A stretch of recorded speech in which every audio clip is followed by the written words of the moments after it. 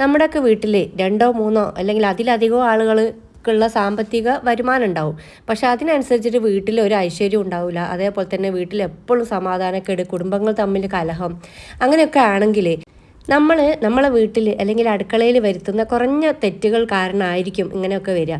ഇത് ഈ പറയുന്ന കാര്യങ്ങൾ വെറും അന്ധവിശ്വാസമായിട്ട് നിങ്ങൾ തള്ളിക്കളയണ്ട. ഇതിലൊക്കെ കുറേ ശാസ്ത്രീയമായിട്ടുള്ള വശങ്ങളും ഉണ്ട് കേട്ടോ.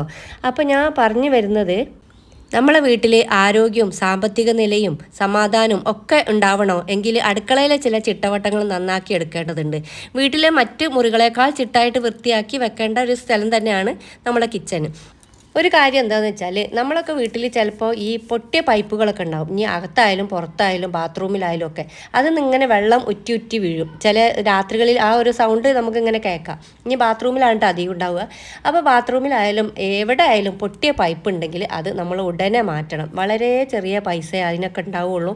അതൊരു ആ ഉറ്റി ഉറ്റി വീഴുന്നത് ഇതിൽ കൂടി നമ്മളെ സാമ്പത്തികം നഷ്ടപ്പെടും എന്നുള്ളതാണ് സൂചിപ്പിക്കുന്നത്. അപ്പോൾ ആ ഒരു അസ്വസ്ഥത ആണ് നമ്മളെ മൈൻഡിലേക്ക്, അല്ലേ? നിങ്ങളൊന്ന് ആലോചിച്ച് നോക്കി.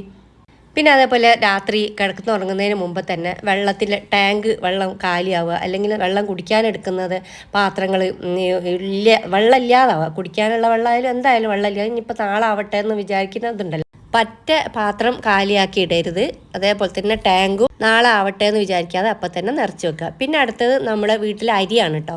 അതും അതേപോലെ തന്നെ നമ്മൾ അരി ഇടുന്ന പാത്രങ്ങൾ ഒരിക്കലും കാലിയാക്കരുത്.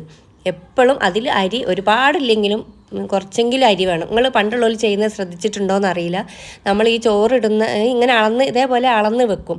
അതിന്ന് ഒരു പിടി എടുത്തിട്ട് നമ്മൾ ആ ഒരു ഈ ബക്കറ്റിലേക്ക് തിരിച്ചിട്ട് കൊടുക്കും. അതെന്താ വെച്ചാൽ ആ പാത്രം കാലിയാവാതിരിക്കാൻ വേണ്ടിയിട്ടാണ്. അത് ഏറ്റവും വലിയൊരു ലക്ഷണക്കേട്. അതും തന്നെ അതേപോലെ തന്നെ അടുത്ത വീട്ടിൽ പോയിട്ട് നമ്മൾ ഈ ഉപ്പോ ഈ അരിയോ ഒന്നും കടം വാങ്ങുകയും ചെയ്യരുത്. അതും നമുക്ക് ദോഷമായിട്ട് തന്നെയാണ് വരിക.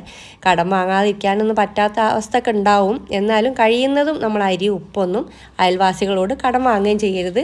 നമ്മളെ വീട്ടിൽ അത് വറ്റിച്ച് ഇടുകയും ചെയ്യരുത്. പണ്ട് നമ്മളെ വീട്ടിൽ വല്യമ്മമാരൊക്കെ ഉണ്ടെങ്കിൽ അതേപോലെ തന്നെ തീ പോയി വാങ്ങരുത് എന്ന് പറയും, അല്ലേ? ഇപ്പം അതിൻ്റെ ആവശ്യമില്ല. എന്നാലും പണ്ടൊക്കെ അങ്ങനെ ഉണ്ടല്ലോ, തീപ്പെട്ടിയോ തീയൊക്കെ വാങ്ങാൻ പോകുന്ന ഒരു കാലഘട്ടം ഉണ്ടായിരുന്നല്ലോ. അപ്പോൾ അതൊക്കെ ഏറ്റവും വലിയ ദോഷമായിട്ടാണ് വരിക. നമ്മൾ ചില കാര്യങ്ങൾ പഴഞ്ചൊല്ലല്ലേ, പണ്ടുള്ളവർ പറയുന്നതല്ലേ എന്ന് പറയാം. അതിലൊക്കെ ശാസ്ത്രീയവും മനഃശാസ്ത്രപരമായിട്ടും ശാസ്ത്രീയപരമായിട്ടുള്ള കുറേ കാര്യങ്ങൾ അതിൽ കിടക്കുന്നുണ്ട് അവർ പറയുന്നിടത്ത്. ഇപ്പോൾ എന്താ നമ്മൾ എന്തെങ്കിലും കാര്യങ്ങൾ നമ്മളെ വീട്ടിൽ നോക്കാറുണ്ടോ? ഇല്ലല്ലോ. അതിനനുസരിച്ച് നമ്മളെ വീട്ടിൽ ഐശ്വര്യക്കേടും ഉണ്ടാവും. എന്തൊക്കെയോ ചിട്ടവട്ടങ്ങളിൽ കൂടി അതിന് പണ്ട് ജീവിച്ചിന്. ഇപ്പോഴത്തെ കുട്ടികൾക്ക് അങ്ങനത്തെ ഒരു ചിട്ടുണ്ടോ? ഈ ആളുകൾക്കും ഇല്ല, കുട്ടികൾക്കും ഇല്ല. പിന്നെ അതേപോലെ തന്നെയാണ് നമ്മളെ വീട്ടിൽ ഉപയോഗിക്കുന്ന കത്തി, കത്രിക, കൊടുവാള്, മടവാള്, അങ്ങനെ എന്തൊക്കെ ഇല്ലേ, അങ്ങനെ എന്തൊക്കെ ഓരോ പേര് പറയട്ടോ ഓരോ നാട്ടിലേക്ക്. അങ്ങനത്തെ ഒക്കെ നമ്മളിങ്ങനെ തുറന്ന സ്ഥലത്ത് വെക്കാതിരിക്കുക. അത് നമുക്ക് നെഗറ്റീവ് എനർജിയാണ് വരിക എന്ന് പറയും. പക്ഷെ അതിനേക്കാൾ കൂടുതൽ ഈ എന്താ പറയുക, ആയുധങ്ങളൊക്കെ പുറത്ത് അവിടെയും ഇവിടെയും കാണുന്ന സ്ഥലത്തൊക്കെ ഇട്ട് വെച്ചാലുള്ള അപകട സാധ്യതയും കൂടി നമ്മൾ അതിലൊന്ന് കാണണം കേട്ടോ. ഇവിടെ നമ്മൾ പുറത്ത് അവിടെയും ഇവിടെയും എന്തൊക്കെ ഇടുമ്പോൾ ഇന്നത്തെ കാലഘട്ടമാണ്. എന്തൊക്കെ അപകടം എപ്പോഴൊക്കെ വരിക എന്നൊന്നും പറയാൻ പറ്റില്ല. വെള്ളം കുടിക്കാൻ വരെ ചോദിച്ച് വീട്ടിലേക്ക് വന്ന് ആക്രമിച്ച് കൊല്ലുന്ന സാഹചര്യം വരെ ഉണ്ട്. ഒരു ഗ്ലാസ് വെള്ളം കൊടുത്തിട്ട് അതിന് നമ്മൾ മരണം വാങ്ങുന്നൊരു സാഹചര്യം ഉണ്ട്. അതേപോലെ അങ്ങനത്തെ അവസരങ്ങളൊക്കെ ഉണ്ടാവാതിരിക്കാനും കൂടി നമ്മൾ അന്ധവിശ്വാസമാണെന്ന് പറഞ്ഞ് തള്ളണ്ട. ഇതിലൊക്കെ ഞാൻ നേരത്തെ പറഞ്ഞ പോലത്തുള്ള കാര്യങ്ങളുണ്ട്. വെറും ഇങ്ങനത്തെ നെഗറ്റീവ് എനർജി മാത്രമല്ല കേട്ടോ. ഇതേപോലെ അപകട സാധ്യതയും നമ്മൾ ഈ ഒരു ആയുധങ്ങൾ പുറത്തിങ്ങനെ വെക്കുന്നതിൽ കൂടി നമുക്കുണ്ടാവും. ഇതിങ്ങനെ ഈ കത്തിയൊക്കെ മൂർച്ചയുള്ള സംഭവങ്ങൾ ഇങ്ങനെ നമ്മൾ തുറന്ന ഭാഗത്ത് കാണുന്നിടത്തൊക്കെ വെച്ചാൽ നമ്മൾ സംസാരിക്കുന്ന സമയത്തും ആ മൂർച്ച നമ്മളെ ഇതിലേക്ക് നെഗറ്റീവായിട്ട് വരും എന്നാണ് പറയുന്നത്. നമ്മളെ വാക്കുകൾ കൂടി ഇങ്ങനെ ആ ഒരു സംസാരത്തിൽ കൂടി അങ്ങനത്തെ മൂർച്ചയുള്ള വാക്കുകൾ വരും. അത് കാരണം നമ്മുടെ കുടുംബത്തിൽ വിള്ളലുകൾ വരില്ല. നമ്മൾ തമ്മിൽ പലതും ആവശ്യമില്ലാത്തതും അനാവശ്യമായിട്ട് കാര്യങ്ങളൊക്കെ പറഞ്ഞാൽ. പിന്നെ അതേപോലെ നമ്മൾ പിന്നെ അടുക്കളയിൽ നിന്ന് കരയും. നമ്മൾ സ്ത്രീകൾ പെട്ടെന്ന് സങ്കടവും കരച്ചിലൊക്കെ ചില സമയത്ത് അടുക്കളയില്ല. നമ്മൾ ഭക്ഷണം പാചകം ചെയ്യുന്ന സമയത്ത് അല്ലാത്ത സമയത്ത് അതൊന്നും ഒരിക്കലും നമ്മൾ അടുക്കളയിൽ നിന്ന് കരയരുതെന്നാണ് പറയുക. അതും നമ്മളെ വീടിനെ ദോഷമായിട്ട് ബാധിക്കും, സാമ്പത്തികമായിട്ടുള്ള പ്രശ്നങ്ങൾ ഉണ്ടാവും എന്നൊക്കെയാണ് പൂർവികർ പറയുന്നത്.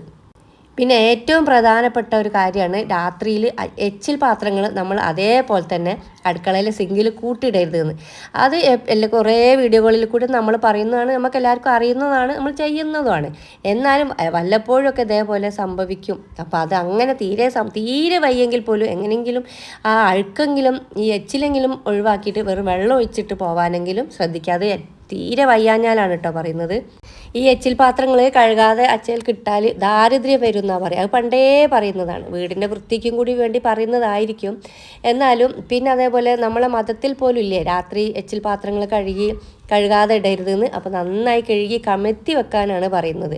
അപ്പോൾ തുറന്ന് കഴുകി വെച്ചാലും പാറ്റ ഈച്ചയും പിന്നെ എന്തെങ്കിലും പഴുതാര പിന്നെ അതേപോലെ ഒച്ച് അങ്ങനത്തെ എല്ലാം ഇങ്ങനെ കിടന്ന് അതിൽ കയറി ഇറങ്ങിപ്പോവും. കഴുകിയതിലായാലും കഴുകാത്തതിലായാലും ഉണ്ടാവും. പക്ഷേ കഴുകി വെക്കുകയാണെങ്കിൽ ഒന്നും കൂടി വൃത്തിയാണ്. പിന്നെ മാത്രമല്ല ഈ എച്ചിൽ പാത്രങ്ങൾ നമ്മളിങ്ങനെ തുറന്നിട്ടേച്ച് അതേപോലെ അച്ചയിൽ കിട്ടേച്ചാൽ അതിൽ കൂടി തന്നെ ബാക്ടീരിയകൾ വരും. അത് രോഗാവസ്ഥയിലേക്ക് നമുക്ക് ഉണ്ടാവും, നമ്മൾ പോലും അറിയാതെ. അത് നമ്മളിലെ സാമ്പത്തികം നഷ്ടപ്പെടുത്താനുള്ള ഒരു ഇട തന്നെയാണ്. പണ്ടുള്ളവർ പറയല്ലേ, ഒരു ചെറിയൊരു കുരു മതി ലക്ഷങ്ങൾ ചിലവാകാൻ വേണ്ടിയിട്ട്. അപ്പോൾ കഴിയുന്നതും നമ്മൾ വീട്ടമ്മമാരായാലും കുട്ടികളോട് പറഞ്ഞു കൊടുക്കുക, വലിയ ഈ ആണുങ്ങളോട് പറഞ്ഞ് നമ്മൾ മനസ്സിലാക്കി കൊടുക്കുക. നമ്മളെ ചിട്ടവട്ടങ്ങൾ, നമ്മളെ ചെറിയ ചെറിയ കാര്യങ്ങൾ, വലിയതൊന്നല്ല ഇതൊക്കെ, നമുക്ക് നിസ്സാരമായിട്ട് കൊണ്ടെടുക്കാൻ പറ്റിയിട്ടുള്ള കാര്യങ്ങളല്ലേ ഇതൊക്കെ. പിന്നെ ഒരു കാര്യമാണ്, നമ്മൾ ഭക്ഷണങ്ങൾ ഒരുപാട് ഉണ്ടാക്കിയിട്ട് അത് ബാക്കി അങ്ങോട്ട് വലിച്ചെറിയുന്നൊരു സ്വഭാവം അധിക സ്ഥലത്തുണ്ട്. എനിക്ക് ബാക്കി ആയാലും എനിക്ക് എപ്പോഴും ചീത്ത കേൾക്കുന്ന ഒരു കാര്യം തന്നെയാണ്. കഴിയുന്നതും ഞാനത് കളയാതിരിക്കാൻ വേണ്ടി ശ്രദ്ധിക്കലുണ്ട്. പിന്നെ നമ്മൾ ഉണ്ടാക്കുന്ന ഭക്ഷണം നമുക്ക് അനുസരിച്ചിട്ട് ഉണ്ടാക്കുക, അതാണ് ഇപ്പോൾ ഏറ്റവും മാർഗം. ബാക്കി എന്തായാലും ആവും എന്നുള്ളൊരിതുണ്ടാവുമല്ലോ.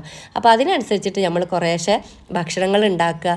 പിന്നെ അതേപോലെ ബാക്കി വരുന്ന ഭക്ഷണങ്ങൾ നമ്മളിങ്ങനെ അലസമായിട്ട് വലിച്ചെറിയാതെ ഒരു പാത്രത്തിലിട്ട് മൂടി വെച്ചിട്ട് പിറ്റേന്ന് പക്ഷിമൃഗാദികൾക്കൊക്കെ നമുക്ക് കൊടുക്കാമല്ലോ. ഭക്ഷണം ഒരിക്കലും വേസ്റ്റ് ആക്കിയിട്ട് പുറത്തേക്ക് വലിച്ചെറിയുന്ന ഒരു പ്രവണത നമ്മളെ കുട്ടികളിലും ഉണ്ട്, നമ്മൾക്കും ഉണ്ട്. അതൊന്ന് മാറ്റിയെടുക്കണം. പിന്നെ നേരത്തെ പറഞ്ഞ പോലെ ഈ ഉപ്പിൻ്റെ കാര്യം, വീട്ടിലെ ഉപ്പിൻ്റെ ഭരണി ഒരു കാരണവശാലും കാലിയാക്കരുത്. അതേപോലെ തന്നെ ഈ ഉപ്പിൻ്റെ ഭരണി മൂടി വെക്കുകയും ചെയ്യണം. അതിങ്ങനെ തുറന്ന് അലസമായിട്ട് ഇടുകയും ചെയ്യരുത്. പല്ലിയൊക്കെ എന്തായാലും വരും. അതും ഈ നമ്മൾ നെഗറ്റീവാണ് അതാണെന്നൊക്കെ പറയുന്നുണ്ടെങ്കിലും ഈ പല്ലി പെട്ടെന്ന് ഈ ഉപ്പിലേക്ക് ചാടിക്കയറാനുള്ള സാധ്യത ഉണ്ട് കേട്ടോ. അതാണ് ഞാൻ നേരത്തെ പറഞ്ഞത്, ശാസ്ത്രീയമായ വശങ്ങളും ഇതിൻ്റെ ഉള്ളിലുണ്ട്. വെറും അന്ധവിശ്വാസമായിട്ട് ഒരു കാരണവശാലും ഞാൻ ഈ പറഞ്ഞ കാര്യങ്ങളൊന്നും തള്ളിക്കളയരുത്. അത് ഹിന്ദു, മുസ്ലിം, ക്രിസ്ത്യൻസ് അങ്ങനെ ഒന്നുമില്ല കേട്ടോ. എല്ലാവർക്കും ഒരേ രീതിയിൽ തന്നെയാണ് ഇത്തരം കാര്യങ്ങളൊക്കെ എഫക്റ്റ് ചെയ്യുന്നത്. നമ്മൾ ഭക്ഷണ സാധനങ്ങളൊക്കെ വലിച്ചെറിയുന്നതിൽ കൂടെ നമ്മുടെ ആയുസ്സും അല്ലെങ്കിൽ നമ്മളെ സമ്പാദ്യവും ഒക്കെ വലിച്ചെറിയുന്നതാണ് ഇത് സൂചിപ്പിക്കുന്നത്. ഭക്ഷണങ്ങൾ ഒരു കാരണവശാലും വേസ്റ്റ് ആക്കാതെ വെക്കുക. കുട്ടികൾക്കായാലും ആവശ്യത്തിന് മാത്രം കൊടുക്കുക. അത് നമ്മൾ വളരെയധികം ശ്രദ്ധിക്കണം കേട്ടോ. ഭക്ഷണം വലിച്ചെറിയുന്നത് ദാരിദ്ര്യം വരും എന്നാണ് പറയുക. പണ്ടേ പറയുന്നതാണ് ഭക്ഷണം വേസ്റ്റ് ആക്കരുത്, വലിച്ചെറിയരുത് എന്ന്. പിന്നെ അതേപോലെ നമ്മൾ തലേന്ന് രാത്രിക്കത്തെ മാവ് ഉണ്ടാവില്ല, ചപ്പാത്തിൻ്റെ മാവായാലും ഈ പത്തിരിൻ്റെ തലേന്ന് പകലായാലും രാത്രിയായാലും ഒക്കെ അത് ബാക്കി വരുന്ന രീതിയിൽ നമ്മൾ കുഴച്ചിട്ട് ഫ്രിഡ്ജിലോട്ട് വെക്കരുത് എന്നാണ് പറയുന്നത്. ഈ കുഴച്ച മാവുകൾ ബാക്കി നമ്മൾ ഫ്രിഡ്ജിൽ വെക്കുമ്പോൾ അപ്പോൾ നെഗറ്റീവ് ഊർജ്ജത്തെ നമ്മളെ വീട്ടിലേക്ക് കൊണ്ടുവരും എന്നാണ് പറയുന്നത്. അപ്പോൾ അത് നെഗറ്റീവ് ഊർജ്ജത്തിൻ്റെ മാത്രമല്ല, ബാക്ടീരിയകൾ അതേപോലെ തന്നെ ഈ പുളിച്ചയിൽ ബാക്ടീരിയകൾ കൂടുതലുണ്ടാവുമല്ലോ. അപ്പോൾ അതും നമ്മളെ ആരോഗ്യത്തിനെ ബാധിക്കും. സ്ഥിരമായിട്ട് അങ്ങനെ ചെയ്താൽ കേട്ടോ. അപ്പോൾ നമുക്ക് സാമ്പത്തികം ചോർച്ച വരുമല്ലോ, അസുഖം വരും, വയറിളക്കം വരും, ഛർദി വരും. അതൊക്കെ പിന്നെ പൈസയുടെ നഷ്ടമാണ്. അതും അങ്ങനെയും നമ്മൾ ചിന്തിക്കണം കേട്ടോ.